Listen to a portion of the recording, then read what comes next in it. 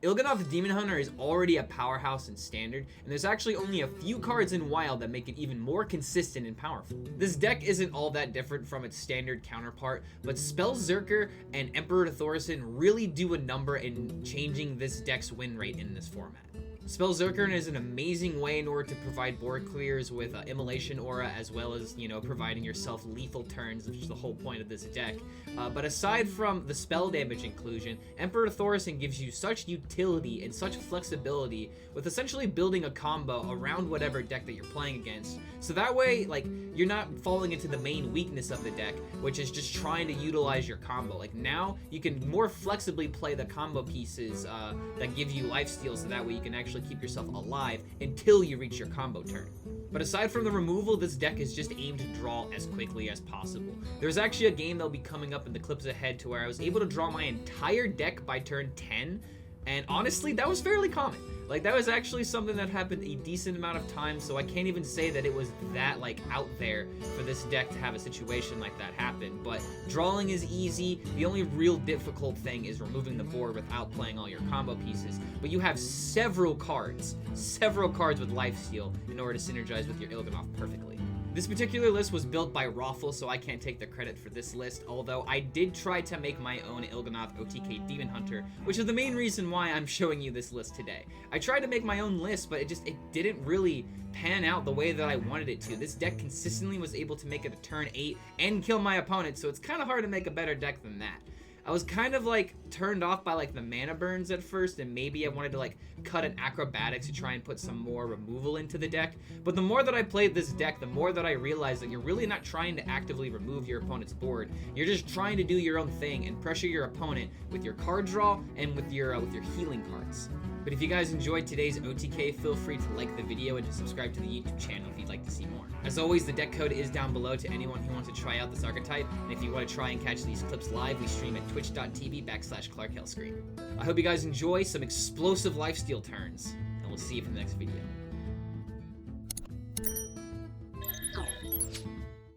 And here we go, confirming yet another Hearthstone conspiracy. When I wanted a card at the end of the game, it gives me both of them now. It was the very last card of my deck. The game has to justify itself. Yo, John, thank you so much for the bits, dude. You know, fun fact: when I was looking at my analytics, it turns out that almost a third, damn near half of the income that I get actually comes from bits. So I really do appreciate everyone who decides to throw their coins in my face. I really do appreciate it. Twitch didn't scam you? Good. Good. Because if Twitch didn't scam you, they also didn't scam me. Meme decks are the best? Exactly, dude. I don't have to play a meme deck correctly in order to do what I want with it. Although this is a pretty big meme if I've seen one. Twitch scammed me today, but not yesterday. Well, every now and again they gotta treat you well. They gotta remind everyone that Twitch is special. Got lucky with bits yesterday. Got no clue, Sag. I can't get free bits. Bro, I can't get free bits either. Otherwise, I would give it to, like, to the homies that I watch whenever I'm, like, making content and whatnot. Like, I watch Luker. Okay, I usually watch people in the morning, so I'm watching, like, Rarin, Draco Cat. Every now and again when Solemn's online. Solemn's been having a very weird stream schedule recently.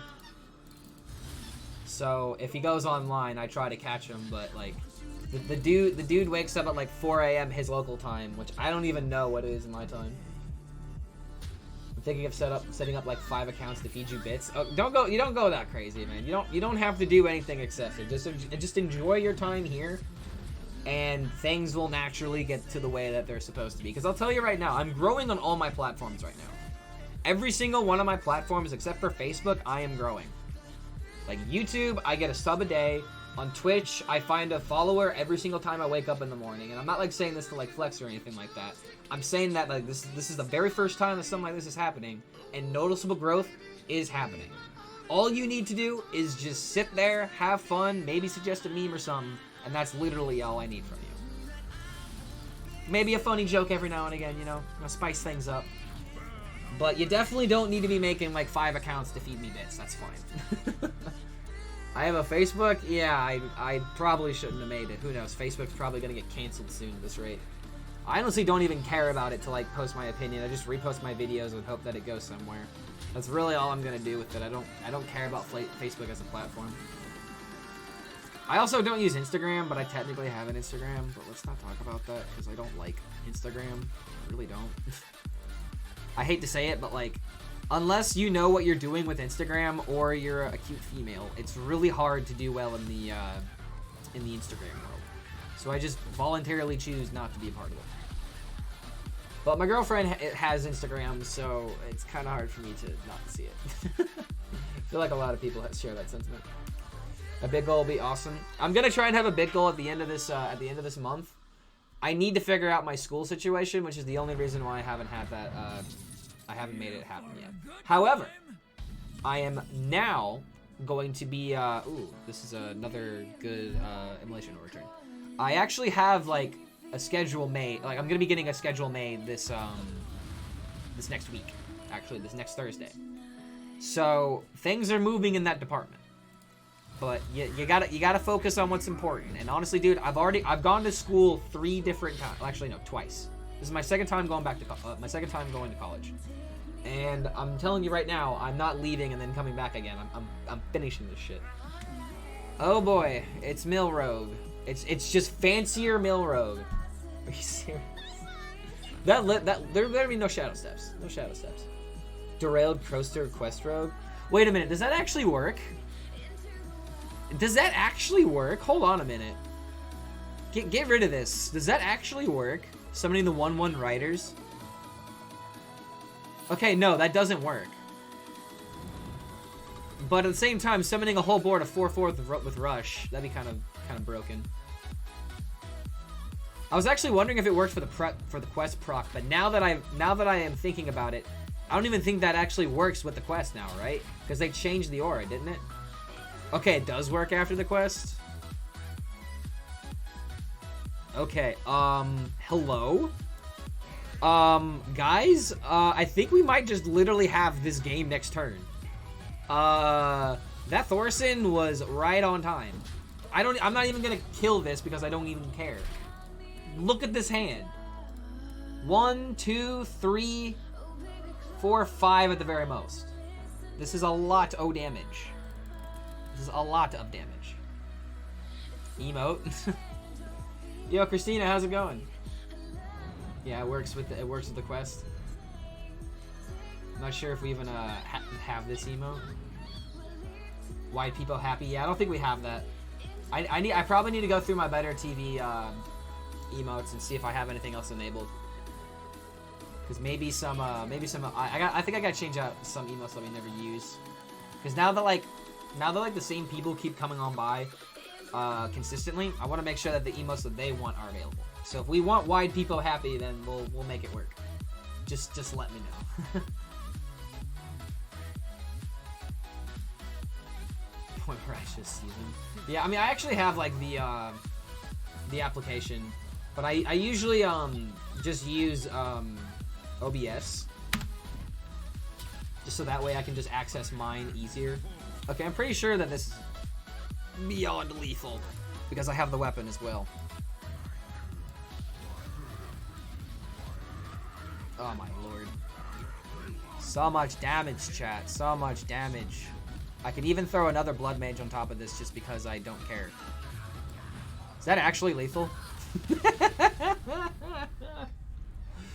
Turn 8 Il'gynoth OTK. Feels pretty pog. I mean, Quest Rogue with the derailed coaster was an interesting idea, but can't beat the OTK, man. I'm sorry. I'm just gonna have to hack the game. Screw it. Just gonna have to hack the game, guys. I'm sorry. I'm now gonna have to go to Blizzard jail because I need to get the Demon Hunter portrait. It's the only thing I'm gonna hack into the game. I'm gonna give myself the Demon Hunter portrait and the Golden Experience card back. That's it. That's all I want to do. Not gonna add any cards. Not gonna add any other cosmetics. That's it. Just one portrait and one card back. I think I'll be okay. Or who knows? Maybe it'll be like raiding the Capitol Kick W. And that's the only joke I'm gonna make about that for the rest of my Twitch career. What do you think about Zeddy? Lots of people say that he's toxic. In my opinion, he's right. He's being critical and suggesting ways to fix it, but not bitching for no reason. Zeddy is a great content creator. I've had great discussions with him. I enjoy his content personally. And I think that he does bring up a lot of critical things about the game that does need to be said. However, sometimes I don't agree with his tone all the time. And that's something that I've actually talked with him about. But that's not only like that's his own personality, it's how he wants to run his content, and it's what his people respond to. So like I don't blame him for taking that perspective.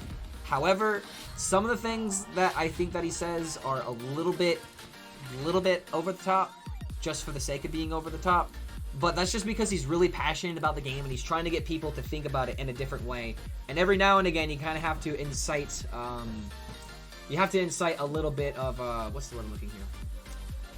Like, you got to be able to put things in perspective for somebody who doesn't have the perspective of what's going on. And every now and again, that requires you being over the top. So I do believe that Zeddy has a lot of really good points. But that's my only criticism, is that, like, as somebody who understands the game, it's a little bit over the top, but I understand that that needs to happen for the casual player to understand what's going on. And like I said, I've talked with Zeddy about this. He and I are completely cool. There's no quarrels with us. That's pretty much how it goes. Let the pain speak to me. Got nothing on 1K, bro. I have everything but Demon Hunter and Hunter. But once I get Demon Hunter there, like, Hunter's never getting above that threshold. I'm actually making an active goal to make sure that my Demon Hunter can't do anything. Alright, to make sure that my Hunter can't do anything. I think I have to use the I-Beam here. Maybe I should have done this, and if I got I-Beam off the top, I played that one. But yeah, we didn't get punished for it. It's okay. It's all good in the neighborhood. So the UI on the rewards track is messed up. It shows that I have 50 wins with Demon Hunter on the progression screen, but if I go to the last part, it says 38. Just always believe that there's some kind of bug with it because it's a new system. Unfortunately, I think that Hearthstone needs more people testing for bugs and stuff like that, or just like having more people to like actively try to find these things. Because it's not necessarily that they don't have the oversight to see these kind of things. There are some bugs that just slip through the cracks naturally, and if there's more eyes to catch it, then it's just gonna help that situation, you know? But that's just my opinion. Like, obviously, they probably have that, like, understanding that, hey, we need more people to do this kind of thing. But at the same time, you can only work with what you got, you know?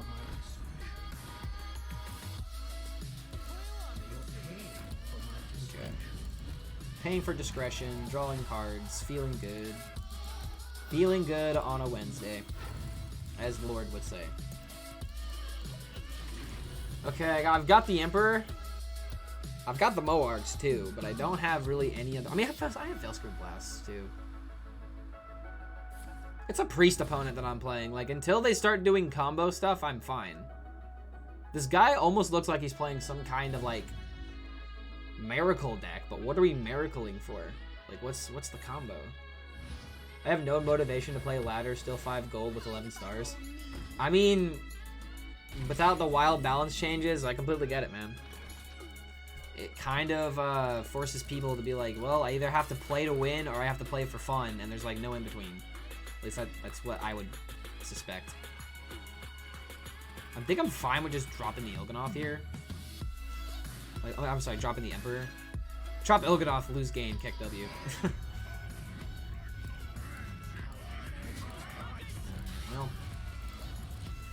Well, we just do this. Emperor has to be dealt with, obviously. And if it's not dealt with, then we just win.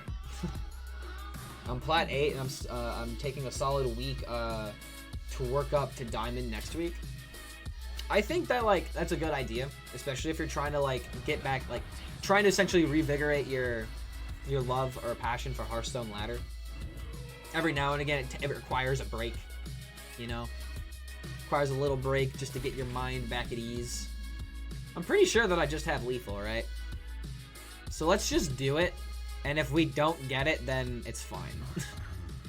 I'm pretty sure that we just have turn 8 lethal. I'm not counting this. Keep in mind, guys, I'm not counting this. I have no idea if this is actually going to win the game. But I'm just that confident that I just have so much damage, and this guy's not going to be able to do a damn thing about it. Bam. And bam.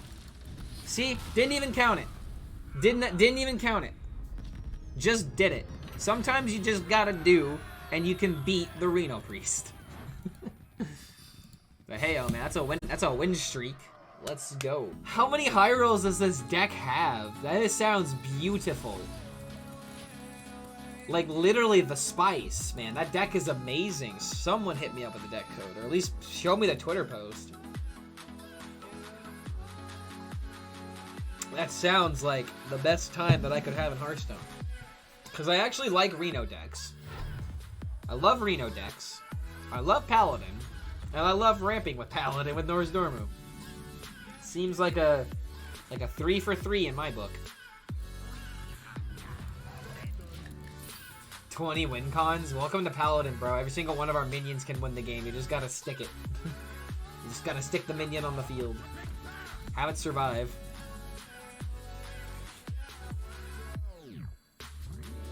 Don't think I really care about this. This could probably swing into this regardless. Yeah, I'm gonna acrobatics. I don't care about the double draw with the acrobatics. I just care about the arcane and elect essentially. Also, I free up the skull. All right, so chaos strike, or I could just play the warblade into hero power.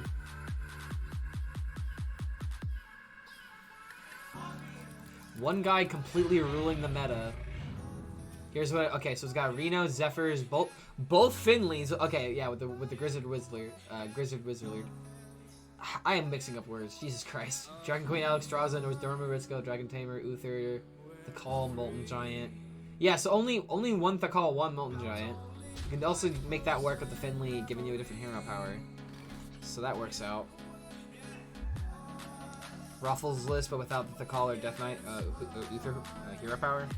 I would definitely want to play the Death Knight in that deck. Roffle probably like has like a less serious deck, but it's probably got like some kind of shenanigan that it follows. It's got Tyrion as well, dude. This deck is greedy as shit. That is a ton of expensive cards right out the gate, but I have all of them, so I could play the deck. And this guy's just playing Face Hunter, really? Playing Face Hunter? Am I gonna be able to have the speed to get out of this?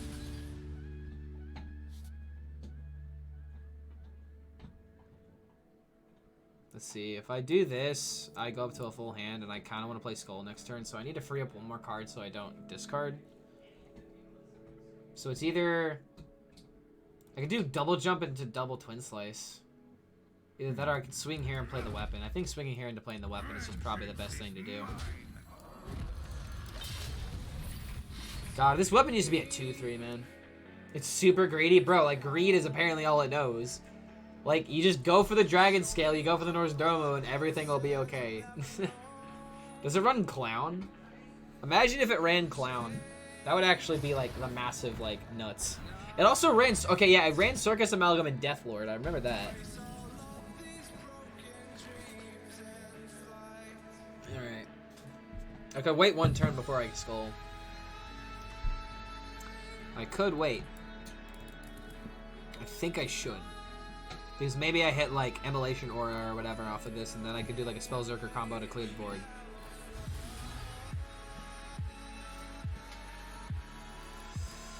This doesn't look as good as it seemed.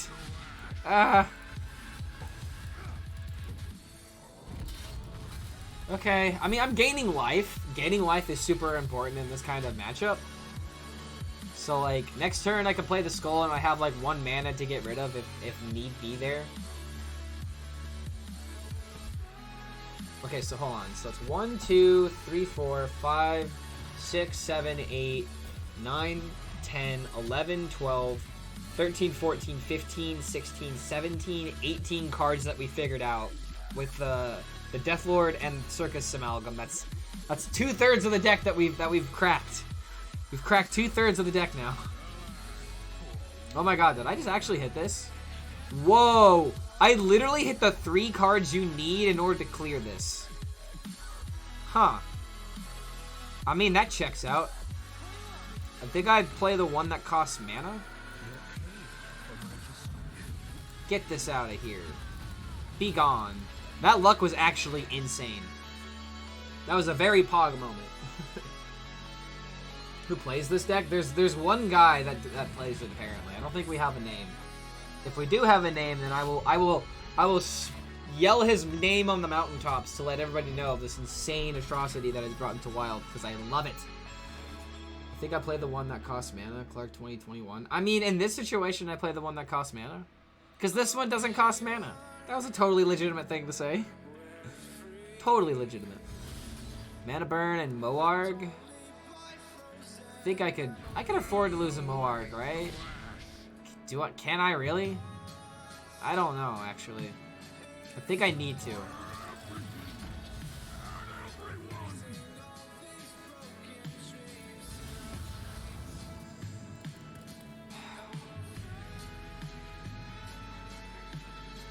I can't damage that.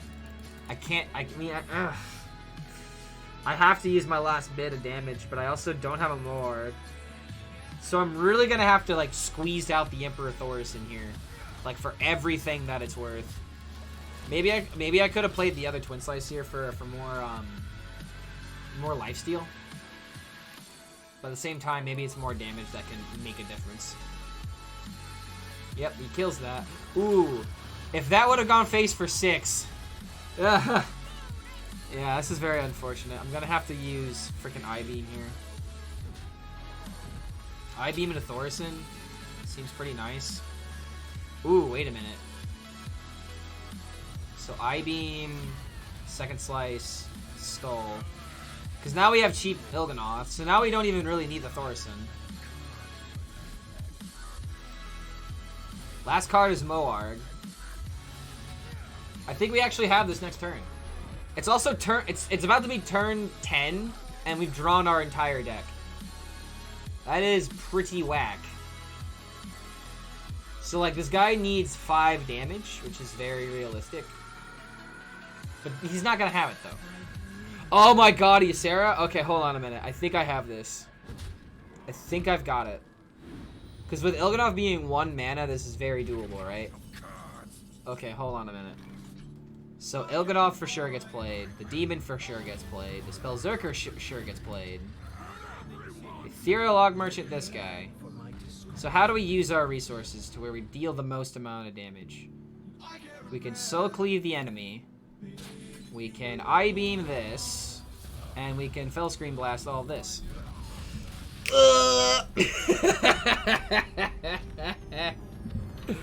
Turn 10 ain't got nothing. Drew our entire deck. That guy only hit us in the face and it still wasn't good enough.